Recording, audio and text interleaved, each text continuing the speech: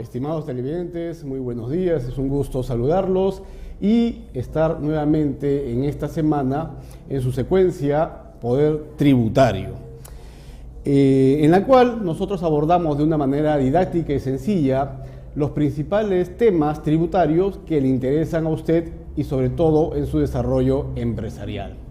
El día de hoy me complace anunciar que durante la semana hemos recibido una serie de correos electrónicos, una serie de comunicaciones vía nuestras redes sociales, pero como sabemos que el tiempo es corto en televisión, vamos a tomar en cuenta un correo que nos ha remitido el señor Jorge Lozada, en la que nos explica un poco su problema o los problemas que ha tenido con la administración tributaria y que además lo hemos escogido porque es un tema bastante recurrente, es un tema bastante frecuente y que se presenta en la consulta de manera permanente, ¿no? De manera permanente, sin perjuicio que los demás correos o comunicaciones vayan a ser absueltas o respondidas por mi persona de manera directa y ya privada, ¿no?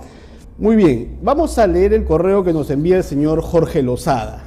El señor Jorge Lozada nos envía un correo el día 24 de agosto y nos manifiesta lo siguiente. Nos dice que como dueño de una sociedad anónima cerrada, un representante legal, puede ser el gerente general, ¿no?, se dedicaba a la importación y comercialización de productos electrónicos. Sin embargo, sostiene que hace varios años fue fiscalizado por la SUNAT. Es decir, la SUNAT le tocó la puerta para examinarlo. Y que por errores en su contabilidad, además, por no haberse asesorado debidamente ni antes ni después, le pusieron fuertes multas y tributos impagos. Noten aquí la importancia, ¿no? Lo que dice el señor Lozada señala que habían errores en la llevanza de su contabilidad y que además de eso no fue asesorado ni antes ni después durante la fiscalización. Entonces, nos sigue señalando, optó por acoger la deuda tributaria a un fraccionamiento, pero que por problemas de iliquidez no pudo seguir pagando las cuotas del fraccionamiento. Es decir, que el señor Jorge Lozada nos señala que tuvo intención de pago, o se verifica que tuvo intención de pago, pero lamentablemente no contaba, o la compañía no contaba con los recursos suficientes para seguir pagando el fraccionamiento. ¿Correcto? Entonces, este es el correo que nos envía el señor Jorge Lozada y a raíz de este correo que nos ha cursado, nos hace las siguientes consultas. La primera imagen, por favor. Nos consulta fundamentalmente dos temas centrales y que son recurrentes en el quehacer empresarial en una situación como esta. Nos pregunta, ¿qué es lo que puede hacer teniendo en cuenta los años que han transcurrido desde que la SUNAT le puso las multas y tributos? Es decir, ¿qué hacer desde que lo fiscalizaron hasta que lo sancionaron y le exigieron los tributos impagos? ¿Qué es lo que puede hacer? Y la segunda pregunta que nos formula el señor Lozada es la siguiente. Si por el tiempo que ha transcurrido, podría solicitar la prescripción de las deudas tributarias. Aquí hay que mencionar un pequeño paréntesis en el caso de la prescripción. En la actividad empresarial o en el empresario siempre tiene en mente la prescripción tributaria, pero hay que hacer algunas acotaciones que las daremos en las siguientes láminas, ¿no? Las daremos en las siguientes láminas para que el asunto quede lo más aclarado posible de una manera bastante sencilla. Pues bien, la siguiente lámina, por favor. La siguiente imagen, por favor. Muy bien, como vemos, aquí en la consulta frecuente tenemos tres grandes temas por dilucidar. Son temas bastante extensos, que obviamente por razones de tiempo vamos a tocar aspectos muy neurálgicos, muy centrales, ¿no?, para que el asunto quede debidamente aclarado. Lo que sí debemos mencionar es que en el correo que nos ha remitido el señor Lozada no nos informa, por ejemplo, qué tipo de tributos son los que han sido materia de acotación, qué tipo de multas, no nos habla de importes, no nos menciona tampoco si la deuda tributaria fue debidamente reclamada, impugnada, si está si la está peleando vía un litigio ante SUNAT o ante el Tribunal Fiscal. Entonces nosotros partimos básicamente de esa premisa. Vamos a darle una orientación al respecto a él y a otros contribuyentes o empresarios que se encuentran en situaciones similares, porque el propósito de este programa o de este segmento es que esas consultas no queden en el aire, sino estamos para ayudarlos a todos ustedes en este tipo de circunstancias. La siguiente imagen, por favor. La anterior. Bien, tenemos que mencionar un concepto básico de lo que es la fiscalización de obligaciones tributarias. Para empezar, lo que debemos mencionar es que la fiscalización de obligaciones tributarias constituye una potestad de la administración tributaria, la SUNAT o gobiernos locales. ¿Para qué? Para verificar el debido grado de cumplimiento de nuestras obligaciones con el fisco. Bien pueden ser obligaciones sustantivas, es decir, si estamos pagando, o bien pueden ser obligaciones de carácter formal, si estamos llevando bien la contabilidad, si estamos presentando declaraciones juradas, o algo tan simple, si estamos emitiendo, por ejemplo, comprobantes de pago. Entonces, esta facultad que tiene la administración es una facultad, una potestad, una prerrogativa totalmente legítima. Ahora, como bien señala el Código Tributario, es una facultad que se ejerce de manera discrecional. ¿Qué implica que se ejerce de manera discrecional? La discrecionalidad significa que en la actuación el funcionario público, en este caso un auditor fiscalizador, por ejemplo, tiene cierto margen de actuación y además no solamente el funcionario público, en este caso representado por un auditor, sino la propia entidad tributaria, es decir, la propia SUNAT tiene esta potestad. Sin embargo, discrecionalidad tiene como norte o tiene como límite principal el interés general y sobre todo que el ejercicio de una fiscalización sea desarrollado en el debido de respeto de los derechos de los contribuyentes, de los empresarios y de las personas naturales en general, materia de un procedimiento de examen, ¿correcto? Entonces lo que debe quedar claro es que discrecionalidad y fiscalización no implica arbitrariedad, porque si un procedimiento de fiscalización, por ejemplo, se desarrollase sin seguirse el debido procedimiento, es decir, sin cumplirse las pautas que establecen las normas, entonces estaríamos frente a un contexto de arbitrariedad y por lo tanto el contribuyente o el empresario podría accionar, ¿no?, interponer una queja ante el Tribunal Fiscal para encaminar el procedimiento, ¿no?, dentro de los cánones de ley. Esto es un mecanismo de defensa vía un remedio de queja, por ejemplo, ¿no? Sobre todo, ¿por qué? Porque desde el año 2007 aproximadamente, este procedimiento ya tiene una regulación a diferencia de años anteriores. Incipiente todavía, pero que ha sido una gran herramienta para poder de alguna manera equilibrar esta diferencia asimétrica, natural, en la relación o en la obligación de carácter tributario. Muy bien, entonces pasamos a la siguiente lámina, que es el segundo gran tema. Entrando al tema del señor Lozada, y que es frecuente en el caso común, es un caso muy típico que se ve bastante en consulta, ¿no? ¿Qué es lo que debe hacer de inmediato el señor Lozada?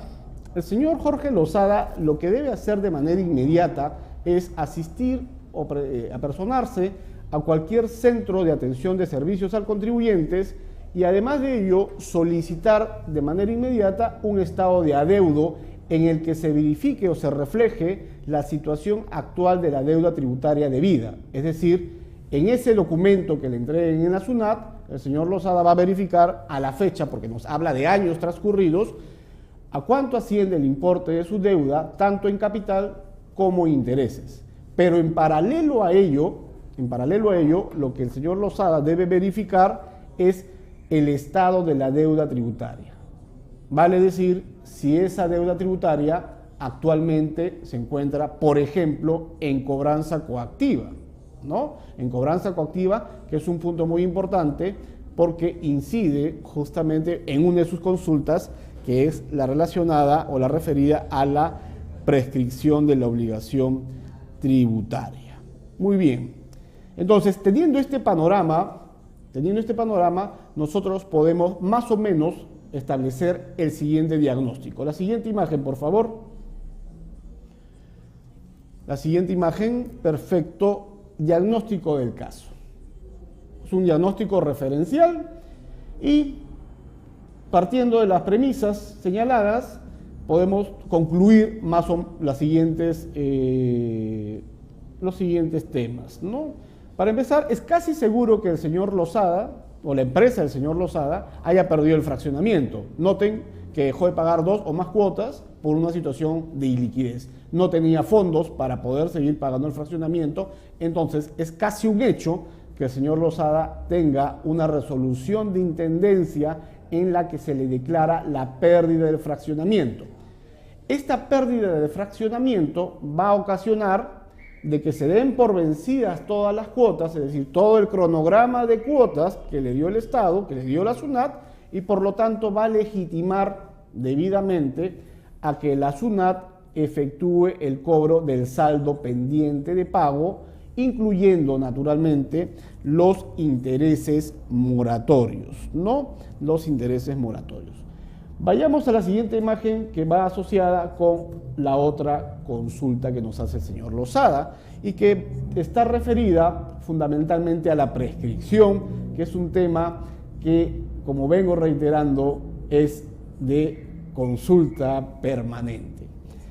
¿Qué es la prescripción tributaria? A diferencia de la prescripción civil, un concepto muy simple, muy breve, que nosotros podemos esbozar en esta oportunidad. La prescripción es una suerte de sanción que da el legislador ante la inacción del acreedor tributario. En pocas palabras, la prescripción tributaria lo que viene a hacer es un castigo, ¿no?, ante la no acción de cobranza por parte de la SUNAT, por parte de los gobiernos tributarios, de las deudas tributarias debidas en un plazo determinado. Es decir, si no se inicia ninguna acción de cobranza en un determinado tiempo, entonces la deuda puede prescribir. Entonces, ahí lo que hay que tomar en cuenta es que la prescripción tiene como finalidad evitar situaciones en las que la deuda tributaria quede permanentemente en una situación de incertidumbre y naturalmente da seguridad jurídica, ¿no?, en el quehacer no solamente empresarial, sino en el quehacer jurídico, en la actividad jurídica. En el campo tributario, la prescripción opera de manera distinta que en el campo civil, es decir, que la prescripción tributaria no funciona o no opera por el simple transcurso del tiempo. Ojo con eso, no opera con el simple transcurso del tiempo, sino que la prescripción tributaria funciona o se materializa a pedido de parte. Es decir, el contribuyente, el empresario, lo que tiene que hacer es solicitar la prescripción vía una solicitud que se va a tramitar a través de un procedimiento no contencioso. Se presenta una solicitud y se le dice a la administración tributaria, mire, administración tributaria, esta deuda está prescrita por estas razones, fundamentalmente por el transcurso del tiempo, ¿correcto? Entonces, lo que hay que tomar en cuenta acá es que esa prescripción tributaria que uno solicita naturalmente por el transcurso del tiempo ante la autoridad tributaria, pues se sustancia a través de un procedimiento donde no hay litis, un procedimiento no contencioso, pero que puede volverse un procedimiento donde va a haber controversia, es decir, ya es un procedimiento de contienda, de litigio, porque pueden suceder dos casos. La SUNAT tiene 45 días para pronunciarse y si no lo hace, tendríamos que considerar denegado nuestro pedido y por lo tanto de repente interponer algún recurso de reclamación y posteriormente apelación ante el Tribunal Fiscal, ¿no? Entonces, pero empieza como una situación donde no existe litigio tributario como tal. ¿Qué más debemos mencionar relacionado a la prescripción tributaria, a la par de que no es un tema que opera de oficio? Lo que debemos mencionar es el punto referido a los plazos de prescripción tributaria.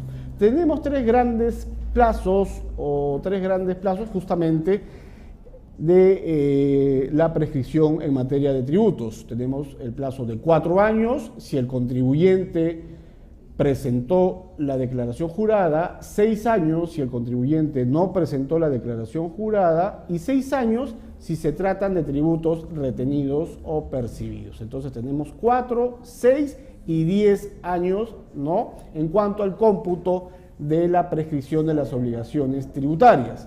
Lo común que vemos en cada uno de estos plazos que nos establecen las normas es que en la prescripción se va agravando, es decir, se va ampliando los plazos según las omisiones en las que haya incurrido la empresa o haya incurrido el contribuyente. 4, si presentó DJ, declaración jurada; 6, si no la presentó; y 10, si se trata de tributos retenidos o percibidos, como por ejemplo el caso de un empleador que le haya retenido el impuesto a la renta a su trabajador y por lo tanto no haya imposado ese dinero al fisco.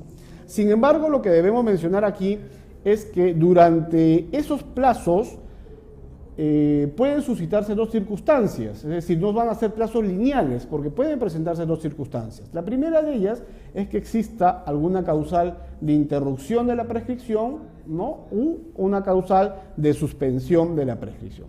Cuando hablamos de una causal de interrupción de la prescripción, como por ejemplo que el contribuyente se haya cogido un fraccionamiento, como es el caso consultado, o reconozca la deuda, todo el tiempo transcurrido se pierde. En cambio, cuando hablamos de una suspensión o una causal de suspensión de la prescripción, podríamos mencionar el caso de que estemos, por ejemplo, en un litigio tributario con la SUNAT, con el gobierno local, o estemos frente a una situación jurisdiccional ya en contienda. Entonces se produce un intervalo y en ese intervalo el tiempo no transcurre, pero lo importante aquí es que el tiempo que hubiese transcurrido antes de la causal de la suspensión no se pierde, ¿correcto? Entonces, lo importante verificar al solicitar la prescripción es ver si no ha mediado alguna circunstancia de suspensión o de interrupción para ver si estamos computando bien los plazos, para ver si estamos computando bien los tiempos. ¿Por qué? Porque, por ejemplo, el inicio de los cómputos de los plazos son distintos. Si hablamos, por ejemplo, del impuesto a la renta, supongamos del año 2012, cuya declaración jurada se presenta en 2013, el cómputo del plazo se va a iniciar el 1 de enero del año 2014 y ese tributo, por ejemplo, del año 2012 ya se encontraría prescrito al 1 de enero del año 2018. Si solo si no hubiese pasado ninguna circunstancia de interrupción o suspensión de la prescripción. Perfecto. Por eso, en esta oportunidad, invitamos al señor Jorge Lozada que se acerque a nuestras oficinas en la avenida Julio Cetello, 293, oficina 303, en Lince, para que con sus papeles de trabajo se acerque y se le pueda dar la orientación debida, no tenga ningún inconveniente de acercarse a él y cualquier otra persona o empresario que tenga algún problema similar para darle la orientación que su caso merece, porque esa es la finalidad de este segmento, poderlos ayudar a solucionar y a regularizar los problemas que ustedes puedan tener con la SUNAT. Asimismo, me complace mencionar que para la siguiente semana contaremos con la presencia del doctor Enrique Alvarado Goicochea, quien se ha desempeñado como gerente de reclamos de la Intendencia de Principales Contribuyentes de la SUNAT, ha sido director del estudio Caballero Bustamante y actualmente es socio principal de Picón y Asociados, asesores tributarios, quien nos va a tratar un tema sumamente preocupante referido a los agroexportadores, los procedimientos de devolución y sobre todo un tema muy álgido que es el referido a las operaciones no reales, ¿correcto? Entonces, estimados amigos, los esperamos en la siguiente semana en su programa, en su segmento Poder Tributario, para poder esclarecer todas sus dudas. Síganos escribiéndonos que gustosamente los atenderemos con la debida responsabilidad y sobre todo de manera cabal. Muy amables, nos vemos la siguiente semana.